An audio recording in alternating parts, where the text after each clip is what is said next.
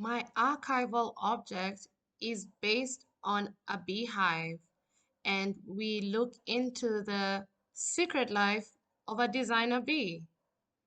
The reason why I chose to use this as my archival object is because bees are industrious, and I consider myself the same as well. They also produce honey, which is a globally loved product.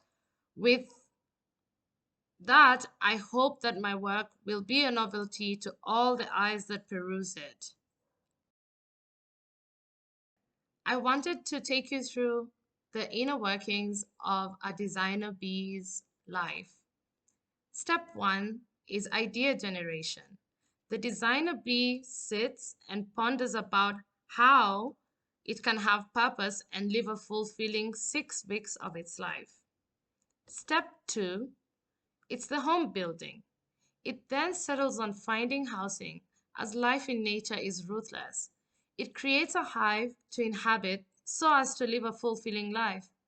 It wants to ensure that its physical and mental health is at its best for production. Step three is the juice. The designer bee flies out to source for inspiration from different sources. It tirelessly flaps its wings to get the juiciest nectar the world has to offer. Step four, it becomes a worker bee.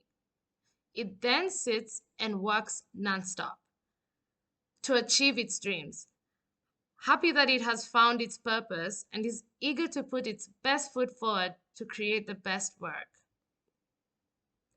Step five, we've got welcome to cribs. Beautiful. The bee's work has finally paid off and it lives in the best hive in its neighborhood. Get that honey, sis. Step six is the death. The designer bee has finally lived a purposeful 6 weeks of its life and is happy to walk into the light at the end of the tunnel.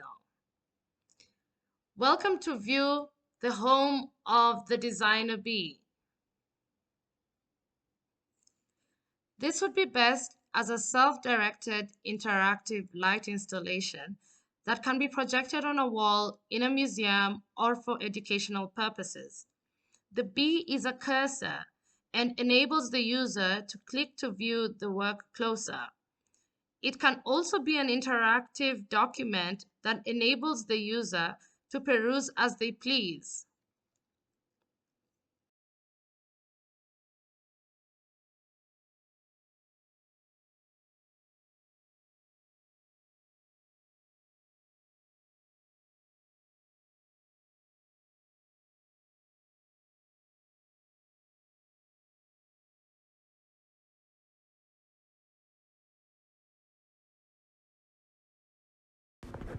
In response to the theme of observation, I made an illustration of an abalone shell using Adobe Illustrator.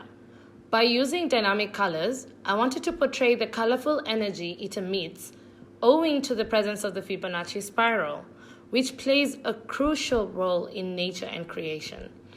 I then imagined it as an instrument to the environment.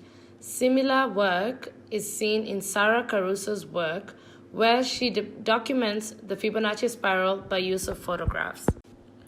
In response to the week's theme of tinkering, I made a visual entirely made up of emojis of a famous musical artist named Travis Scott.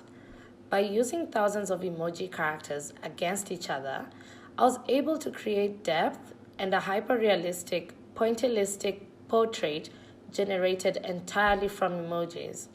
I wanted to explore symbolism and how different peculiar things can be merged and create one united piece, which makes for an exciting visual style. Similar themes are present in Young Jake's work, who specializes in digital art by use of emojis. In response to the week's theme of found objects, I made a visual to describe the word mental filter.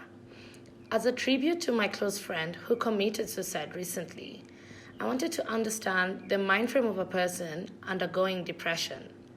When a person thinks via a mental filter, they focus solely on the bad parts of a situation while filtering out all the positive aspects.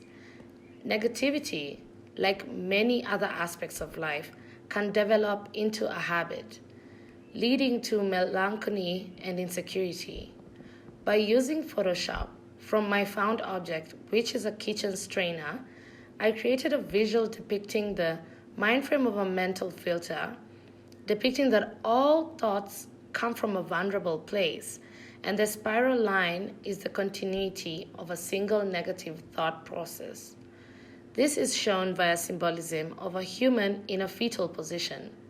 I wanted to explore mental health and how its expression can be shown in a simplified state. Similar themes are present in Robert Carter's work, who specializes in visualizing depression via illustration. In response to the week's theme of place, I made a render of a 50s gumball machine. By using Blender, I made a graphic representation of the balls in motion hitting each other within the glass ball. The relationship of the balls with context was my main emphasis. Place within the glass ball creates an ever-changing scene that creates a sense of the unexpected. Similar themes are present in Andreas Wannersted's work, who specializes in visualizing balls in context to place. In response to the week's theme of object oncology, I concentrated on the value of moss in our ecology. Never underestimate the power of moss. During the Ordovician epoch, when life was rapidly diversifying, the first terrestrial plants evolved some 470 million years ago. There were non-vascular plants with shallow roots, such as mosses and liverworts. The moss replenished the atmosphere with oxygen and set in motion a cycle that kept its levels constant, clearing the way for complex life to emerge. The only reason the air on Earth is breathable now is because moss-like plants colonized the land 470 million years ago. You wouldn't be alive now if moss didn't provide oxygen.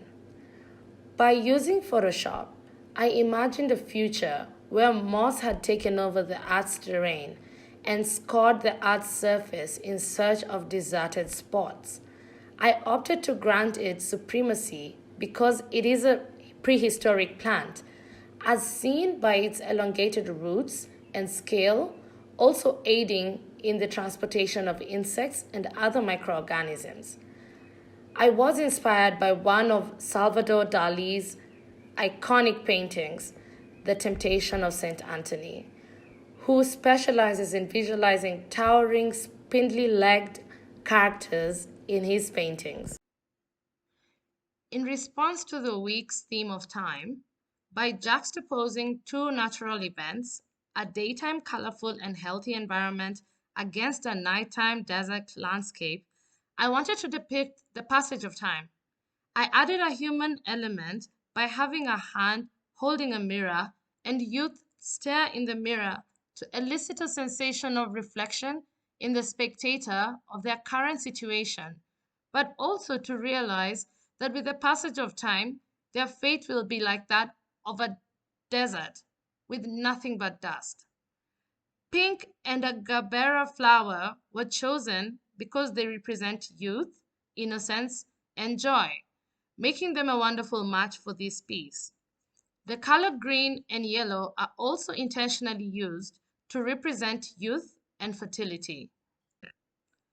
I was inspired by Christina Daura's work, whose process always begins by dividing her compositions into multiple panels, allowing the story to unfold across the page from various points of view. In response to the week's theme of character, environment, and events, The Puzzle of Love is a graphic poster that I developed. It is an optical illusion that represents the character in a condition of love, ambivalence, and bewilderment, as we often find ourselves in owing to a fear of closeness or other factors. I chose the color crimson for the background to represent danger. The jigsaw piece starts at her throat to represent the sensation of a lump in one's throat when confronted with a difficult situation.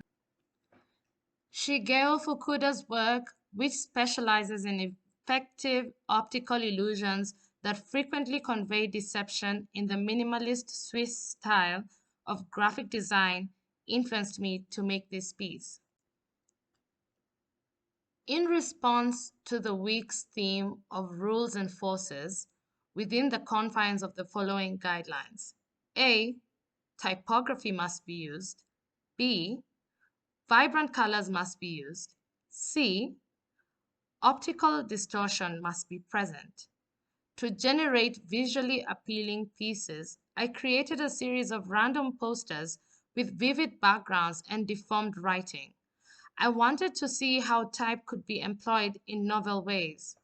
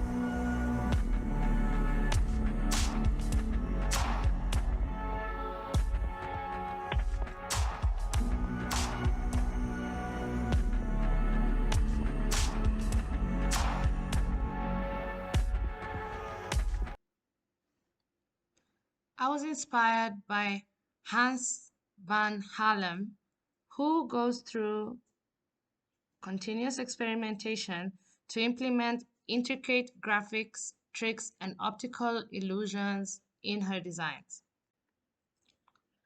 The tinkering project, in which I made an emoji illustration, was one of my most thrilling jobs. It was a lot of fun, and I'm discovering that work that is motivated by curiosity and doesn't have a clear path to a solution fascinates me. I'd say that reinforced curiosity is the new theme in my approach to work.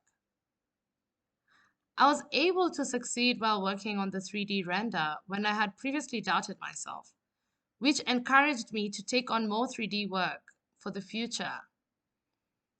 I felt extremely successful after completing the time assignment, and I will definitely continue to look at Christina Dora's work for ideas on how to build my own particular style.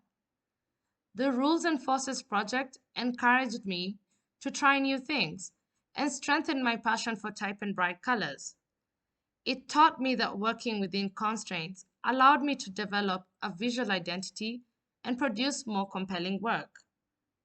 As I progress through this course, I'm looking forward to broadening my horizons and delving deeper into visual style development as well as more 3D work and Unity projects.